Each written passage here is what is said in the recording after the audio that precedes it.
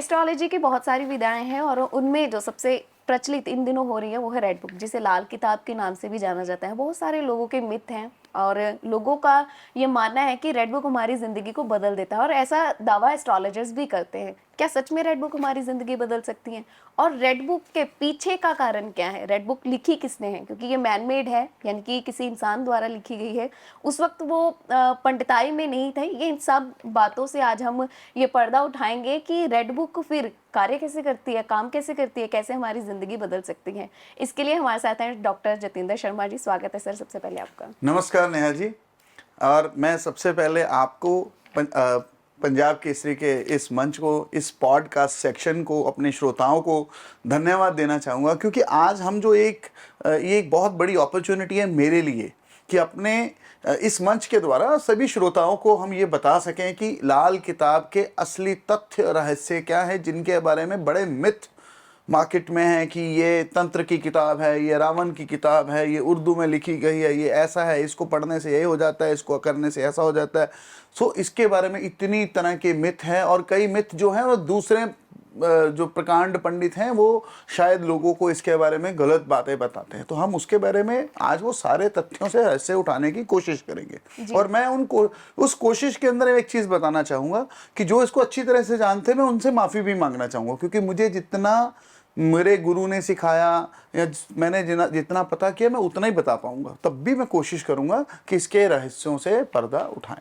जी, आप एक एस्ट्रोलॉजर हैं, आप रेड बुक को ही फॉलो करते हैं और अपने जितने भी आपके पास व्यक्ति अपनी कुंडली कंसल्टेशन के लिए आते हैं, आप रेड बुक के हिसाब से ही रेमेडीज करते हैं। लेकिन रेड बुक तो शापित है, फिर आप कैसे उन लोगों का उपाय करवाते हैं? देखिए नेहा जी, मैं आपको एक चीज़ बताना चाहूँगा कि शापित कुछ नहीं है इसमें। ये एक मिथ इसलिए बन गया क्योंकि जब पंडित रूपचंद जोशी जी थे, पंडित रूपचंद जोशी जी राइटर हैं इस किताब के।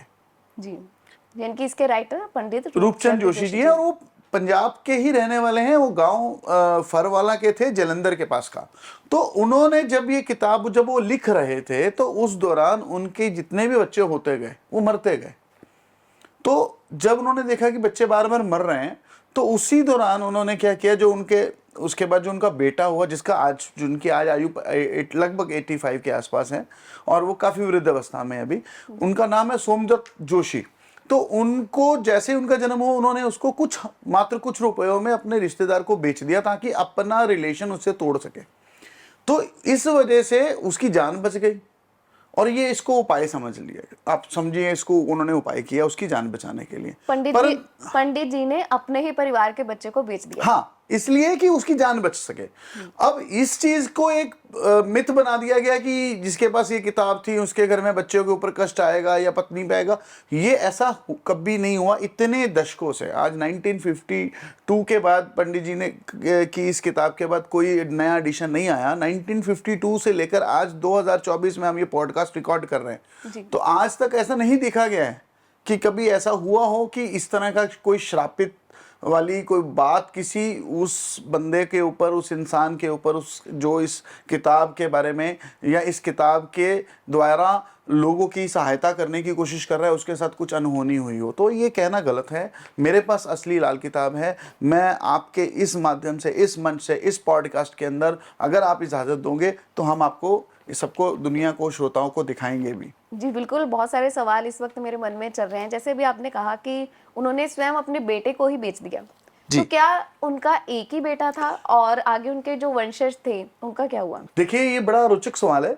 मैंने आपको जैसे बोला कि पंडित जी के 6 बेटे हुए थे, जिसमें से पहले 5 बच्चे नहीं बच पाए। एक जो बेटा बचा उनका जो नाम है वो सोमदत्त जोशी जी है। 80-85 साल की वृद्ध अवस्था है इस वक्त उनकी। अब वो अधिक समय आराम करते हैं। उनकी एक बेटी थी विनोद रानी नाम से, वह भी फगवाड़ा के पास जो शहर है, फगवाड़ा शहर है, वहीं रहते थे। अब उनका आगे उनके जो वंश है, जो सोमदत्त जोशी जी हैं, सोमदत्त जोशी जी के आगे बच्चे हैं वो भी 6 हुए, जिनमें 3 बेटे हुए, 3 बेटियां हुई। इन 3 बेटे और बेटियों के अंदर जो है इकबाल जोशी जी हैं, राकेश जी हैं, और मैं शायद सारे परिवार के नाम तो जानता हूं, लेकिन मुझे लगता है कि मैं उन सबका नाम लेना क्योंकि इकबाल जोशी जी से एक बार चर्चा हुई थी तो उन्होंने बोला जितेंद्र ये दुनिया को हमें बता के क्या करना है, तो मैं इस पॉडकास्ट के अंदर भी शायद मैं ये बात को गुप्त ही रखना चाहूँगा, जी। लेकिन इकबाल जोशी जी का नाम मैं इतने आदरपूर्वक इसलिए ले रहा हूँ क्योंकि वह इस विधा को आगे जारी रखे हुए हैं। इसी तरह जो उनकी बेटी थी विनोद रानी, उनके आगे दो बच्चे हुए रविंदर शर्मा जी, जितेंद्र शर्मा जी, ये दोनों भी आज अपनी लाल किताब की सेवाएं, हालांकि रविंदर शर्मा जी एक सरकारी कर्मचारी हैं, इसलिए वो उसके बाद इस जो सेवाएं हैं वह फ्री देते हैं, और जितेंद्र शर्मा जी जो हैं वे भी इस कार्य को जारी रखे हुए हैं, तो उनका वंश आज भी लोगों की सहायता कर रहा है। जी। क्या पंडित जो रूपचंद्र जी थे, जी। जिन्होंने ये लाल किताब का आविष्कार किया, हम कह सकते हैं, उसके बाद रेड बुक में कोई अभी भी सेवा कर रहा है क्या? हाँ, मैंने आपको बताया रविंदर जी जो हैं, जो रविंदर शर्मा जी, जितेंद्र जी, ये तो दे ही रहे हैं अपनी सेवा। और जो इकबाल जोशी जी हैं वो पंचकूला में रहते हैं, चंडीगढ़ के पास पंचकूला शहर है, वहाँ रहते हैं। वे हफ्ते में 1 या 2 दिन ये सारी अपनी निःशुल्क सर्विस और सेवाएं जो हैं लाल किताब की वो दे रहे हैं दुनिया को। और आज भी पंडित जी का जो वंश है वह लाल किताब की सेवा से दुनिया को बहुत फ़ायदा उनके द्वारा पहुंचा रहा है। और हम भी कभी किसी जगह पे कोई क्वेश्चन ऐसे होते हैं जहाँ हम फंस जाते हैं तो उनका आशीर्वाद लेने, ये हमारा सौभाग्य है कि हमें उनका आशीर्वाद मिलता रहता है, उनसे कभी कभी संपर्क होता रहता है और अक्सर होता रहता है। जी। अभी क्या ये जो बुक है मार्केट में अवेलेबल है, यानी कि कोई भी व्यक्ति इसे पढ़ सकता है, ले तो कोई भी एस्ट्रोलॉजर बन सकता है? देखिए, कोई भी एस्ट्रोलॉजर बन सकता है, ये तो बड़ा मैं आपको बोलूँगा, हाँ कोई भी एस्ट्रोलॉजर बन सकता है, रेड बुक के हिसाब से नहीं, मैं उसके अंदर भी बोलना चाहूँगा। लेकिन लाल किताब, पहली बात तो यह है कि दुनिया लाल किताब कह रही है, लेकिन क्या सबने लाल किताब देखी है? लाखों लोग लाल किताब के दीवाने हैं, और ये उनकी मैं उनका बहुत शुक्रगुजार हूँ कि उनका प्रेम है लाल किताब में, क्योंकि लाल किताब है ही ऐसी एक निराली विद्या है। परंतु क्या लाल किताब लोगों ने देखी है? लाल किताब आज नेहा जी, अगर जिन लोगों ने नहीं देखी तो उनको दिखाने का सारा श्रेय आज आपको जाएगा, क्योंकि आपके माध्यम से हम लाल किताब लोगों को दिखाने वाले हैं। आप क्या साथ लेकर? बिल्कुल साथ लेके आए हैं, मैं स्टूडियो में लेके आया हूं, सिर्फ इसलिए लेके आया हूं कि लोगों को ये तो समझ आए कि लाल किताब है कैसी, दिखती कैसी है। इसके बारे में जब तक दुनिया को पता ही नहीं होगा तो उसके बारे में लोग चर्चा क्या करेंगे। और दूसरी बात, लाल किताब जब छापी गई थी तो एक ही बार छापी गई है, वो 2 बार नहीं छपी, कभी एक ही बार छपी। और उसके साथ एक पंडित जी ने एक लग्न सारणी छापी, उसके साथ साथ एक वर्षफल, छोटी सी वर्षफल पुस्तिका छापी, जिससे वर्षफल बनाया जा सकता है। तो ये सारा कुछ पंडित जी खुद जो उनसे मांगते थे बुक, या जो सीखना चाहते थे उनको खुद देते थे। ये किसी मार्केट में अवेलेबल कभी भी नहीं हुई। लाल किताब के 5 एडिशन है मैम। तो एडिशन करने का क्या मतलब? क्योंकि अगर पंडित जी ने लिख दी, ये देखिए, यही तो चर्चा है जी। यही तो, ये जब तक लोगों को सच नहीं पता होगा हम दुनिया को क्या बताएंगे? क्यों पंडित जी को क्या लगा कि पहले मैंने कुछ गलत लिख दिया? नहीं, ऐसा नहीं था। पंडित जी ने सबसे पहले 1939 में लाल किताब के फरमान लिखी थी, और उसके बाद 1940 में लाल किताब के अरमान लिखी। अब कुछ लोगों को फरमान और अरमान हाँ, भी नहीं पता है, मैं वही आपको बताने। अब ये जो पहले फरमान लिखी उसके बाद अरमान लिखी, ये दोनों प्योर हस्त विद्या पे थे। इसको सामुद्रिक विज्ञान कहते हैं जी। ये जो हाथ की हथेली है, इसको सामुद्रिक विज्ञान के अंदर गिना गया है। तो ये इतनी टेढ़ी और इतनी टिपिकल लैंग्वेज में लिखा गया कि जो पंडित जी को चाहने वाले थे उन्होंने बोला, पंडित जी ये तो आप ही शायद समझ पाओगे, हम नहीं समझ पाएंगे, या जिनको बहुत ज्यादा डीप ज्ञान होगा वही समझ पाएंगे। और मैं आपको मजे वाली बात बताता हूँ, हालांकि पहले 39-40 पढ़नी चाहिए, लेकिन हमें पहले लास्ट वाली किताबें पढ़ी, थोड़ा अकल आई, फिर जाके हमने उनको वापस पढ़ा।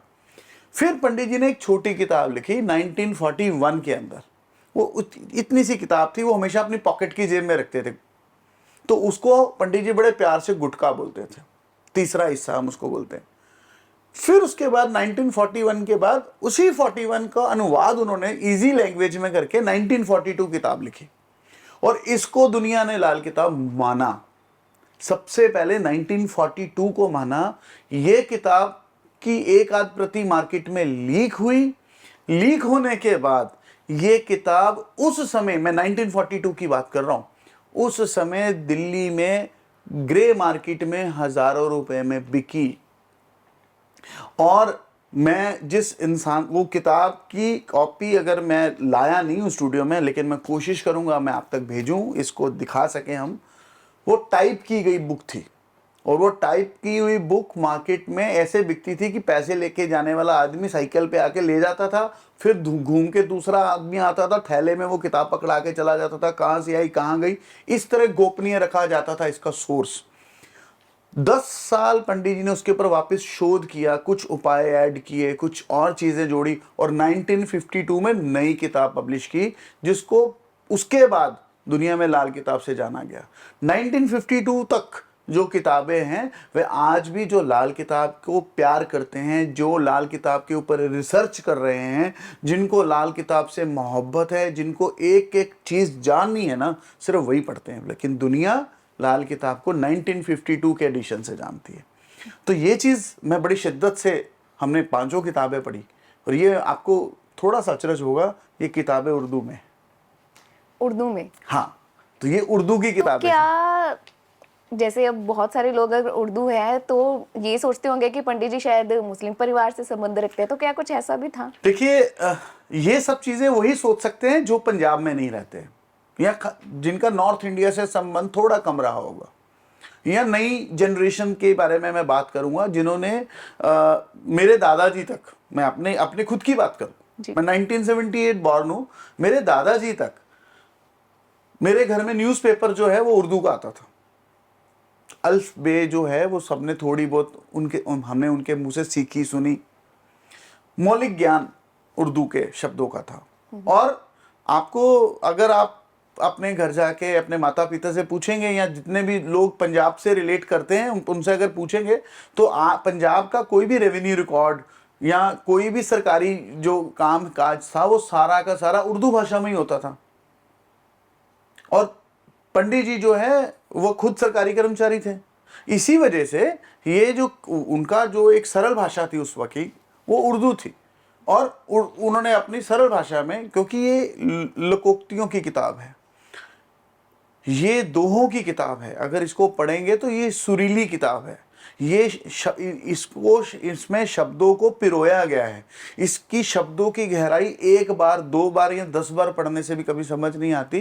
कभी सहज समझ आ जाती है, और कभी रात को सपने में समझ आती है। ये इस तरह की किताब है मैम। और ये नेहा जी, मैं सिर्फ उन्हीं लोगों को ये समझा पाऊंगा जिन लोगों ने इस किताब को पढ़ा, देखा, समझा, सुना है। और मैंने कई सैकड़ों वीडियो बनाए हैं। सैकड़ों वीडियो आप मेरे YouTube चैनल पे जाके देख सकते हैं।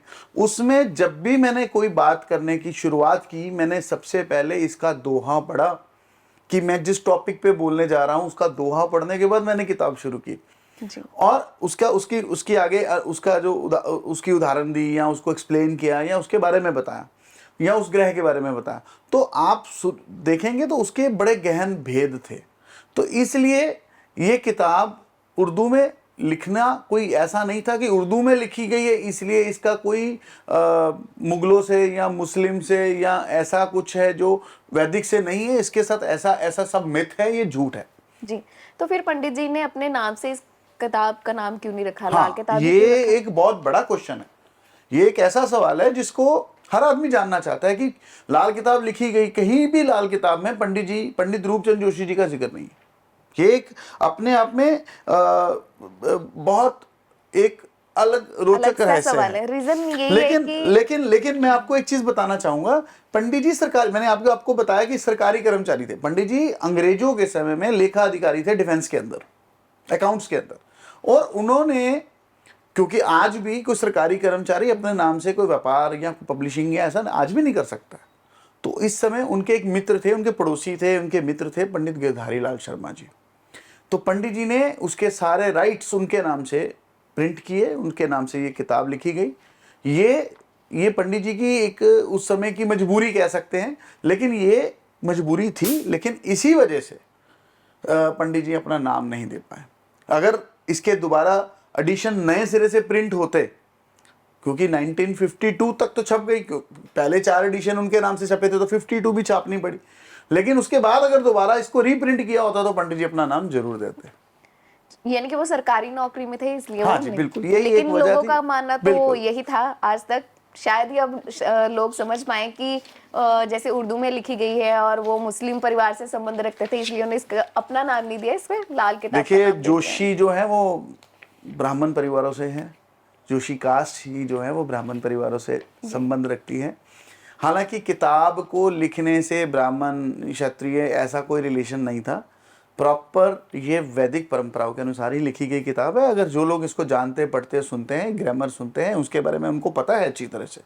ये तो आज का जो हमारा पॉडकास्ट है वो तो उन लोगों के लिए जिनको लाल किताब के बारे में जानना है, उनको जिज्ञासा है, और हम कोशिश कर रहे हैं कि उनको उनकी जिज्ञासा शांत कर सके। जी, आप स्टूडियो में लेकर आए हैं लाल किताब, क्या ये असली वाली है? आप ये दावा करते हैं कि यही लाल किताब असली वाली है? देखिए, दावा मैं ये किताब देखिए, मैं ये किताब है और इसको ये उर्दू में है, मैं इसको आपको सबको इसको दिखाना चाहूँगा कि ये किताब देखिए, ये उर्दू में है और ये गिरधारी लाल शर्मा जी की तस्वीर है। पंडित जी ने यहाँ पे अपनी तस्वीर नहीं लगाई और ये किताब को उन्होंने उर्दू में लिखा। और ये किताब मैंने आपको बोला हस्त विज्ञान के साथ है, तो जगह जगह पे पंडित जी ने हाथों की आकृतियां बनाई हैं, ग्रहों की आकृतियां बनाई हैं, रंगों को महत्व दिया है। तो ये सारी किताब को पंडित जी ने उर्दू में लिखा। ये उर्दू की किताब आज 1952 की है। इसके कागज़ बताएंगे, इसके पेपर बताएंगे। और ऐसा नहीं है कि मैंने एक ही किताब दुनिया में देखी, मैंने जितने बड़े बुजुर्ग थे, जितने बड़े जो जिनकी आयु आज भी 65, 70, 80 साल की है, उन लोगों को मैं मिला, उनके पास ये एडिशन थे। लेकिन मुझे इस चीज़ का थोड़ा दुख भी है कि समय रहते रहते, क्योंकि एक तो पेपर की अपनी एक आयु होती है, तो कुछ लोग जो इसका संभाल नहीं रख पाए, उसकी वजह से पेपर गल गया, या जो बुजुर्ग इस दुनिया से चले गए उनके बच्चों ने इस किताब को जल प्रवाह कर दिया या किसी को दे दिया और उसने आगे उसकी कदर नहीं की। तो धीरे धीरे धीरे धीरे जो इसकी ओरिजिनल प्रतियां जो एक ही बार में प्रिंट हुई थी वो लुप्त होती चली गई। मैं नहीं समझता आज ये पूरे हिंदुस्तान में ये किताबों को 10, 15 या 20 प्रतियां शायद बची हों, लेकिन मेरे पास ईश्वर की कृपा से या पंडित रूपचंद जोशी जी की कृपा से इसके 5 एडिशन हैं, उर्दू के हैं। और यही एक वजह थी कि मैं इसके ऊपर रिसर्च कर पाया, इसी के ऊपर पीएचडी कर पाया। और शायद इस पे मैं समझता हूँ कि उनके परिवार के सदस्यों का और पंडित जी का आशीर्वाद रहा होगा। मैं उनका यहीं से, इसी मंच से, इस पॉडकास्ट के माध्यम से भी धन्यवाद करना चाहूँगा। जी, अब रेड बुक है, इसमें ऐसा क्या है कि ये वैदिक से अपने आप को अलग मानती है, या लोग इसके उपाय करना बहुत ज़्यादा इजी समझते हैं या इसके उपायों में बिलीव करते हैं? देखिए, ये ना रिचुअल्स की किताब है, रिचुअल्स, परंपराएं। पुराने गांव के अंदर क्या होता था, कुआं होता था। तो पंडित जी ने क्या किया, चंद्र पूजन के लिए देखा कि सभी लोग कभी भी दिन वार त्योहार के अंदर उसके अंदर चावल, अक्षत, रौली, मौली, सिंदूर, ये सब चीजें, हल्दी सब डालते थे। तो उसी को पंडित जी ने आज की डेट में उसको उपाय बना दिया कि अगर आपको चंद्र को अच्छा करना है तो उसके मित्रों, हल्दी से बृहस्पति, कुमकुम से मंगल, बाकी सब चीज़ें जो हैं, गुड़ से सूरज, तो उनकी मदद से उन्होंने उपाय बना दिए। इसी तरह से आपने देखा होगा कि पुराने ज़माने में माएँ जो हैं गांव के अंदर, आज गांव देहात में आज भी रसोई के अंदर बैठकर सब लोग एक ही साथ बैठकर चूल्हे के पास खाना खाते थे। उसको उपाय बनाया पंडित जी ने कि जिसका राहु खराब है वो आज भी चूल्हे के पास बैठकर मंगल, यानी कि पास बैठकर खाना जो है वो मंगल से अभिप्राय, वो खाए तो मंगल जो है वो राहु को अपने अधिकार में ले लेगा और राहु को शरारत नहीं करने देगा। इस तरह के छोटे छोटे रिचुअल्स को पंडित जी ने उपायों में कन्वर्ट किया। कन्यादान से राहु का उपाय करवाया, बुध का उपाय कराया, छोटी छोटी कंजकों की सेवा करके बुध का उपाय करवाया, बड़े बुजुर्गों के पाँव को हाथ लगवा के चंद्र के उपाय करवाए, नदी नालों की पूजना से चंद्र के उपाय करवाए, बड़े बुजुर्गों की इज्जत से वृद्ध आश्रमों में सामान, कुछ अलग ग्रहों के सामान देने से, घर के अंदर जो पड़ी होने वाली सब्जियां हैं, मसाले हैं, उनको उपायों से जोड़ा। तो कहीं गलत नहीं किया पंडित जी ने। इसके पीछे जो ग्रामर लगी, जो उच्च के ग्रह हैं, जो नीच के ग्रह हैं, जो दृष्टियां हैं, ये सारा कुछ वैदिक का है जी। ये जो आदमी बोलते हैं कि ये सब चीजें ऐसी है, वो वैसी किताब है, कोई गलत किताब नहीं है। जिसको मैं इसके अंदर ओपन चैलेंज करता हूं, एस्ट्रो एडवाइस इंडिया मेरे चैनल का नाम है जी। मेरे यूट्यूब चैनल पे जाइए, मैंने सैकड़ों वीडियोस छोड़ी हैं उस पर, आप पढ़िए, बताइए कहाँ कोई दृष्टि का फर्क है, कहाँ कोई उपाय का फर्क है। कई लोगों की जो मिथ हैं वो अपने घर में बनाए हुए मन गढ़ंत मिथ है।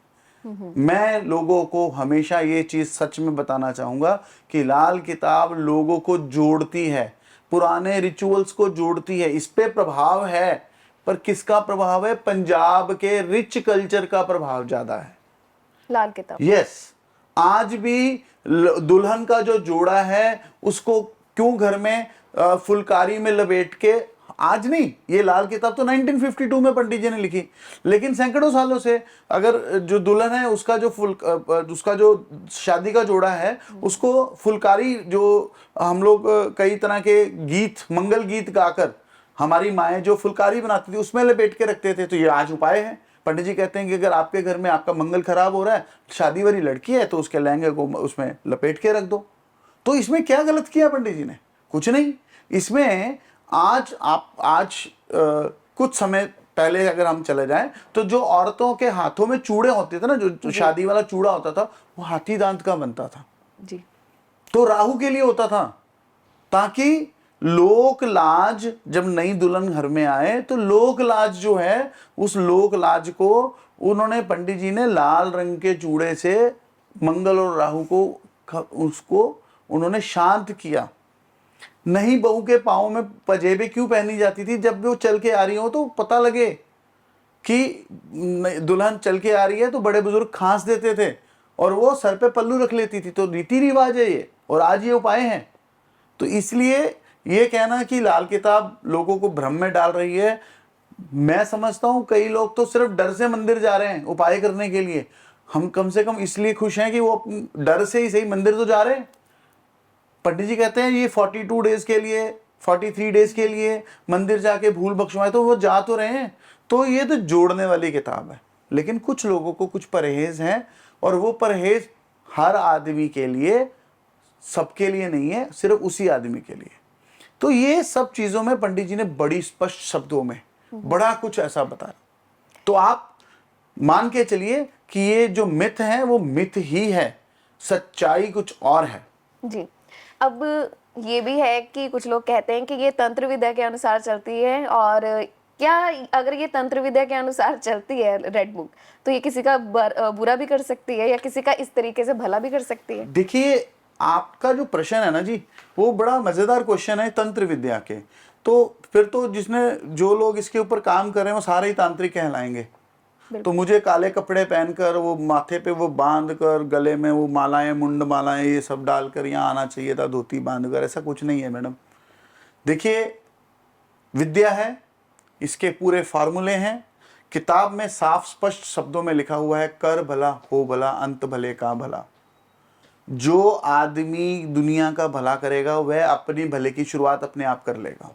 दूसरी बात इस किताब के बारे में लिखी गई कि आप इससे किसी को नुकसान नहीं पहुंचा सकते, पर इस विद्या के माध्यम से शीशे की दीवार सामने वाले और अपने बीच खड़ी कर सकते हैं। मान लीजिए एक शेर आप पे हमला करने आया, तो इस विद्या से आप शेर को मार नहीं सकते हो।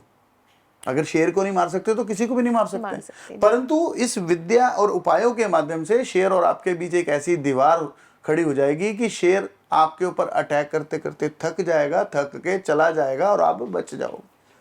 तो ये किताब की खूबसूरती है। तो इसमें किसी का, मैंने तो आज तक किसी का ना मैंने पढ़ा है कि कहीं किताब में एक शब्द भी किसी के नुकसान के बारे में लिखा हो। और मैं ये चैलेंज करता हूं कि ओरिजिनल की बात कर रहा हूं, जो आज लाल किताब है उसके अंदर कोई एक शब्द किसी के नुकसान पहुंचाने का पढ़ा दे, मैं उसको उसके मुंह मांगा इनाम देने को तैयार हूं कि क्या वो आके पढ़ाने की जरूरत कर सकता है कि ये किताब में ये लिखा है जिसके माध्यम से हम किसी को तंत्र के मार्ग से नुकसान पहुंचा सकते हैं।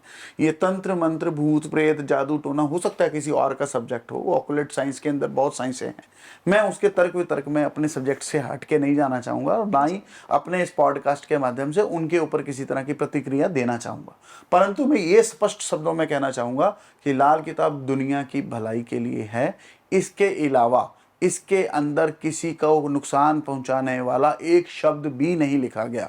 लेकिन इसकी प्रैक्टिस करने वाले अपनी मतलब से कोई मनगढ़ंत कोई कुछ करवा रहा है तो वो उसकी सरदर्दी। जी, अभी आपने बहुत सारी चीज़ें उनके परिवार से लेकर बताई हैं, तो मुझे बड़ा इंटरेस्ट हो रहा है कि ऐसा भी लग रहा है कि आप शायद उनके परिवार से मिले भी हैं। क्या सच में आप उनके परिवार से कभी मिले हैं, या फिर क्या अब है उनके परिवार का इस समय स्टेटस? देखिए, सबसे पहले तो मैं आपको एक चीज़ बताऊंगा कि मिलने की बात है तो मैंने आपको बोला मेरे एस्ट्रो एडवाइस इंडिया चैनल है, या जितेंद्र शर्मा के नाम से अगर कोई आदमी सर्च करेगा तो मिल जाएगा। उसमें मैंने बाकायदा कई वीडियोस हैं उनके साथ, मेरी उनके परिवार के साथ, कि वो वीडियोस में उन्होंने कई रहस्यों से पर्दा उठाया है, पंडित जी के पेन के बारे में बताया है। या पेन से मैं आपको एक चीज़ बताना चाहूँगा कि पंडित जी का जो पेन था, मैंने तो उसको बहुत बहुत बार देखा है। पंडित जी ने अपने हाथों से जिस इंसान को लिख के दिया, जो अपराधी नहीं थे लेकिन उनको फांसी की सजा मिली हुई थी, उन कम से कम 50 से ज़्यादा लोगों को फांसी की सजा से मुक्त करवाया उपायों के माध्यम से। और वो लिख के देते थे ये आदमी इस दिन से पहले अपने इस इल्ज़ाम से या अपने इस परेशानी से बरी होगा, और उस दिन से पहले आज तक ईश्वर भी उनकी इस बात को नहीं टाल पा, वो भी बाध्य हो गया। ऐसे हमारे पंडित जी थे। तो पंडित रूपचंद जोशी जी के बारे में तो इतने सारी रोचक कहानियां हैं कि मैं आपको बताने जाऊं तो कई महीनों तक हम लोग आपस में चर्चा करते रहेंगे। जी, बड़े मेरा काफ़ी इंटरेस्ट इसमें बन रहा है। अभी जैसे एक और उनके जीवन को लेकर बड़ी घटना जो है प्रचलित होती है कि उनका जो शमशान घाट में जब उनका संस्कार किया गया, उस चीज़ को लेकर वो स्टोरी क्या है? वो मैं ज़रूर वो सुनना ऐसा था, देखिए पंडित जी बड़ी रोचक, बड़ी रहस्यमयी बातें करते थे। और कभी कभी उनकी बातें ना जब करते थे तो तब समझ नहीं आती थी, कुछ समय बाद आती थी। मैं आपको पहले उनके अंतिम जो डेथ का जो आप पूछना चाह रहे हैं उसके पहले बताने से पहले मैं आपको एक चीज़ बताऊंगा कि एक बार एक न्यूज़पेपर में न्यूज़ आई कि इंदिरा गांधी जी उस समय की वो तत्कालीन प्रधानमंत्री थी, तो वो वैष्णो देवी माथा टेकने गई थी, तो उसकी न्यूज़ आई। तो उनके साथ जो लोग बैठे थे, मैंने ये बात श्री बलदेव वर्मा जी के मुंह से सुनी। वो आज भी वो भी आज 75 वर्ष के आयु के आसपास वृद्ध अवस्था में है, परंतु आज भी वह भी सेवाएं देते हैं। तो मेरे वो गुरु रहे हैं इसमें, मैंने उनसे बहुत कुछ सीखा है। तो उन्होंने बोला कि तब हमने पंडित जी से पूछा कि पंडित जी ये आज वहाँ गए हैं इंदिरा गांधी जी तो दर्शन कर रही है, तो वो बोले दर्शन कर रही है और इधर मुझे लगता है इसने अपना बच्चा मरवा लेना है। तो थोड़े दिनों बाद ही संजय गांधी जी की प्लेन दुर्घटना में डेथ हो गई। इसी तरह से पंडित जी के पास पंडित जी का एक नौजवान आया कि पंडित जी मैं अपनी सरकारी नौकरी के बारे में पूछना चाहता हूँ, मुझे सरकारी नौकरी कब लगेगी। पंडित जी कहते हैं जब तेरा पड़ोसी मरेगा ना, एक बुजुर्ग आदमी मरेगा पड़ोस में, तब तुझे सरकारी नौकरी लगेगी, उससे पहले नहीं लग सकती। इतनी सटीक कैलकुलेशन। हाँ, बस उन्होंने बोल दिया। अब उनके जो सोमदत्त जी जोशी जी उनके बेटे थे, पंडित जी ये तो हमारा ही पड़ोसी है। तो कह रहे फिर क्या हो गया, नौकरी तो उसको तभी लगेगी ना जब इसका पड़ोसी बुजुर्ग मरेगा, उसमें कोई भी हो उसमें क्या फर्क पड़ेगा। तो जब पंडित जी की डेथ हुई उसी दिन तार मिला उसको सरकारी नौकरी का। तो ऐसे पंडित जी थे। यहाँ तक कि जब उनकी डेथ हो गई, मोहल्ले वालों ने, गांव वालों ने मिलकर उनके बारे में उन्होंने सोचा कि गांव के अंदर ही उनका संस्कार किया जाए। तो उनके एक परम मित्र जो हैं, अभी मैं शायद दिमाग में उनका नाम नहीं आ रहा है, शायद सोहन सिंह जी थे या ऐसा, मैं 2-3 उनके दोस्त हैं, उन्होंने बोला कि ये तो मेरे साथ 2 दिन पहले जाकर शमशान के अंदर वो चिता की जो जगह है जहाँ चिता जलाई जाती है वो दूध से धो के आए। तो उनको तो पता था कि मैंने 2 दिन बाद यहाँ आना है। तो ये रहस्य जो है उनके साथ कई विदाएं और कई ऐसे और चीज़ें चलेगी। शायद वो हमारे साथ थोड़ी देर और रहते तो बहुत कुछ और लिख के जाते, हमें सिखा के जाते। आज भी हमें ऐसा लगता है कि उनकी आत्मा हर उस इंसान के साथ है जो इस विद्या के ऊपर अपना मनन कर रहा है, पढ़ रहा है, इसके ऊपर शोध कर रहा है और इसके द्वारा लोगों की मदद करने की कोशिश कर रहा है। अभी इतनी जानकारी है आपको रेड बुक की, थोड़ा सा आपकी तरफ मुड़ते हैं और आपके बारे में जानकारी लेते हैं। आप कब से सीख रहे हैं रेड बुक? मुझे कम से कम 17 से 18 साल हो गए जी। अभी 17-18 सालों से मैं ये सीख रहा हूँ और मुझे ऐसा आज भी ऐसा लगता है कि मैं एकदम नया स्टूडेंट हूँ, जिसमें अभी थोड़ा सा समय हुआ है सीखते हुए। तो आप कितनी लोगों की जिंदगी आज तक बदल चुकी है? देखिए, इसमें मैं शायद गिनती नहीं की, उस वक्त सोचा नहीं था कि कारवां इतना लंबा जाएगा। पर लोग एक्सपीरियंस तो शेयर करते हाँ, बहुत तरह का, बड़ी तरह का। नेहा जी, मैं आपको इसमें आपको ये जरूर बोलना चाहूँगा कि जब लोगों के मन से आंखों से आंसू या थैंक्स की बातें निकलती हैं, तो वो जब हमें एक भगवान तुल्य शब्दों से हमें सम्मानित करते हैं, तो ऐसा लगता है कि शायद हमारा इस दुनिया में जन्म लेने का जो एक मनोरथ था ना, वो सफल हो गया। वो देखिए, मैं उनसे कुछ फीस ली है या वो ली है, वो सब वे चीज़ें ना उनके लिए मायने रखती है ना मेरे लिए मायने रखती हैं। लेकिन कोई इंसान को अगर अपनी मंजिल मिल गई है, कोई मौत के मुंह से वापस आया, हालांकि मौत का इलाज किताब में साफ लिखा है, मौत का कोई इलाज नहीं है, लेकिन मौत के मुंह से वापस आना शायद उसकी किस्मत में लिखा था। और उसकी उस किस्मत में ये भी लिखा था कि ये आदमी उस समय जितेंद्र जी या इसके ऐसे जैसे इसी आदमी के पास जाएगा, वहाँ से उसको उपाय मिलेगा और ये आदमी ठीक हो जाएगा। तो शायद इस दुनिया के अंदर प्रकृति जो है, जो ईश्वर है, उन्होंने कुछ पुण्य हमारे खाते में भी लिखे हैं कि उसका जो साझेदार है वो हम भी हैं। शायद हमें उन्होंने माध्यम बनाया तो हम ठीक कर पाए उन लोगों को।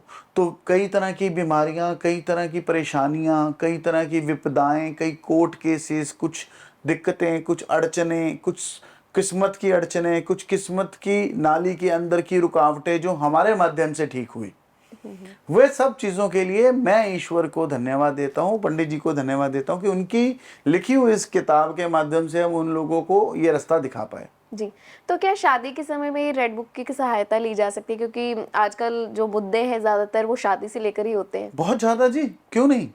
आज तो लोग शादी करना ही नहीं चाहते, लिव इन में रह रहे हैं। तो ये तो सबसे आपको, अगर हो भी जाती है तो हाँ जी, वो टूट साल 2 जाए। साल में। देखिए, ऐसा होता है जी, वैदिक के अंदर तो हमने गुण मिलाए और आजकल कोई वैदिक वाले के पास भी नहीं जा रहा है। मैं नहीं कहता हूँ कि वैदिक वाले गलत थे, वो कुंडलियां डालता है 2 टेबों में, उसमें देखते हैं इतने गुण मिले, शादी हो गई, हो गया जी। लेकिन पंडित जी ने साफ साफ लिखा है, ये ग्रह यहाँ होगा तो ससुराल तबाह हो जाएगा, ये यहाँ ग्रह होगा तो ये आदमी कभी भी सुख नहीं ले पाएगा। तो उसके कुछ उपाय लिखने की कोशिश की है। तो ये सब चीज़ें जब हमारे पास आती है, और कभी कभी सब कुछ सही होता है तो समय गलत होता है कि इस साल में यह आदमी अगर 28 तक शादी करेगा तो तबाह हो जाएगा, या इसकी अगली ज़िंदगी के इतने साल बर्बाद हो जाएंगे। तो हमें उसको मना करते हैं कि भाई तू इतनी देर वेट कर ले, इसके बाद तू भले ही उसी से शादी करवा ले जिससे करवाने वाला है। तो ये सब चीज़ों को तब तक हम समझ नहीं पाए जब तक इस किताब को हमने पढ़ा नहीं था। और ये वैदिक में, मैं ये नहीं कहूँगा क्योंकि वैदिक गलत है, मैं माफ़ करना, मैं कहीं वैदिक को नहीं कर रहा हूँ गलत। वैदिक का एडवांस वर्जन है ये। हो सकता है जो चीज़ें वैदिक ने कवर नहीं की या वैदिक के अंदर हिडन रह गई, उनको इस किताब ने उजागर कर दिया। मैं ये कहना ज़्यादा अच्छा रहेगा। अब सूर्य ग्रहण, चंद्र ग्रहण की बात करें तो उसके बारे में भी बड़ा विस्तार से बताया गया है। देखिए, 99% लोगों की अगर कुंडली, जिन कुंडलियों के अंदर सूर्य ग्रहण या चंद्र ग्रहण है, खास करके मैं चंद्र ग्रहण की बात बताना चाहूँगा।